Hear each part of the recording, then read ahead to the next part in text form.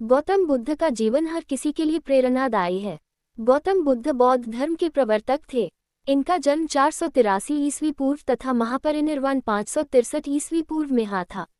बचपन में उनको राजकुमार सिद्धार्थ के नाम से जाना जाता था। बौद्ध ग्रंथों के अनुसार गौतम बुद्ध के जन्म से 12 वर्ष पूर्व ही एक ऋषि ने भविष्यवाणी की थी कि यह बच्चा या तो एक सार्वभौमिक सम्राट या महान ऋषि बनेगा। 35 वर्ष की आयु में उन्हें ज्ञान की प्राप्ति हुई थी। वह संसार का मोह त्याग कर तपस्वी बन गए थे और परम ज्ञान की खोज में चले गए थे। आइए आज हम आपको सिद्धार्थ के महात्मा बुद्ध बनने तक के सफर के बारे में बताते हैं। जन्मकाल। बुद्ध का गोत्र गौतम था। बुद्ध का वास्तविक नाम सिद्धार्थ गौतम था। उनका जन्म शाक्य गणराज्य की राजधानी कपिलवस्तु के निकट लुम्बिनी में हुआ था। बुद्ध के जन्म के 7 दिन के भीतर ही उनकी माता का देहांत हो गया था। उनका पालन पोषण उनकी मौसी गौतमी ने किया था। शिशु का नाम सिद्धार्थ रखा गया था। शाक्य वंश के राजा शुद्धोधन सिद्धार्थ के पिता थे। सिद्धार्थ के जन्म से पूर्व हुई भविष्यवाणी से परेशान होकर उनके पिता ने उन्हें तपस्वी बनने से रोकने के लिए राजमहल की परिधि में रखा। गौतम राजसी विलासिता में पले बड़े, बाहरी दुनिया से आक्रांत, नृत्य करने वाली लड़कियों द्वारा मनोरंजन, ब्राह्मणों द्वारा निर्देशन और तीरंदाजी, तलवारबाजी, कुश्ती, तैराकी और दौड़ में प्रशिक्षित किए गए थे। कम उम्र में ही उनका विवाह राजकुमारी यशोधरा से करा दिया गया।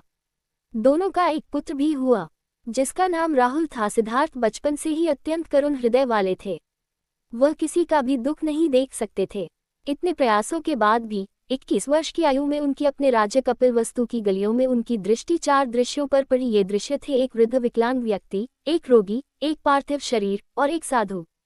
इन 4 दृश्यों को देखकर सिद्धार्थ समझ गए थे कि सबका जन्म होता है, सबको बुढ़ापा आता है, सबको बीमारी होती है और एक दिन सब मृत्यु को प्राप्त होते हैं।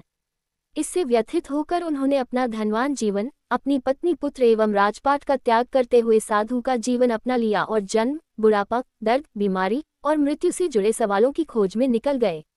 ज्ञान की प्राप्ति। सिद्धार्थ ने अपने प्रश्नों के उत्तर ढूंढने शुरू किए। समुचित ध्यान लगा पाने के बाद भी उन्हें इन प्रश्नों के उत्तर नहीं मिले। फिर उन्होंने तपस्या भी की लेकिन अपने प्रश्नों के उत्तर नहीं मिले। इसके बाद कुछ और साथियों के साथ अधिक कठोर तपस्या प्रारंभ की। ऐसे करते हुए 6 वर्ष व्यतीत हो गए। भूख से व्याकुल मृत्यु के निकट पहुंचकर बिना प्रश्नों के उत्तर पाए वह कुछ और करने के बारे में विचार करने लगे थे। एक गांव में भोजन की तलाश में निकल गए, फिर वहां थोड़ा सा भोजन ग्रहण किया। इसके बाद वह कठोर तपस्या छोड़कर एक पीपल के पेड़, जो अब बोधिवृक्ष के नाम से जाना जाता है, के नीचे प्रतिज्ञा करके बैठ गए कि वह सत्य जाने बिना उठेंगे नहीं। वह सारी रात बैठे रहे और माना जाता है यही वह क्षण था जब सुबह के समय उन्हें पूर्ण ज्ञान की प्राप्ति हुई थी। उनकी अविद्या नष्ट हो गई और उन्हें निर्वाण यानी बोधि प्राप्त हुई और वे 35 वर्ष की आयु में बुद्ध बन गए। बुद्ध को शाक्य मुनि के रूप में भी जाना जाता है। 7 हफ्तों तक उन्होंने मुक्ति की स्वतंत्रता और शांति का आनंद लिया। प्रारंभ में तो वह अपने बोधि के बारे में दूसरों को ज्ञान नहीं देना चाहते थे। बुद्ध का मानना था कि अधिकांश लोगों को समझाना बहुत मुश्किल होगा। मान्यता है कि बुद्ध को स्वयं ब्रह्मा जी ने अपने ज्ञान को लोगों तक पहुंचने का आग्रह किया था, फिर वह इस पर सहमत हो गए। इस तरह उन्होंने अपना पहला धर्मोपदेश उत्तर प्रदेश के वाराणसी के पास सारनाथ में अपने पहले मित्रों को दिया था।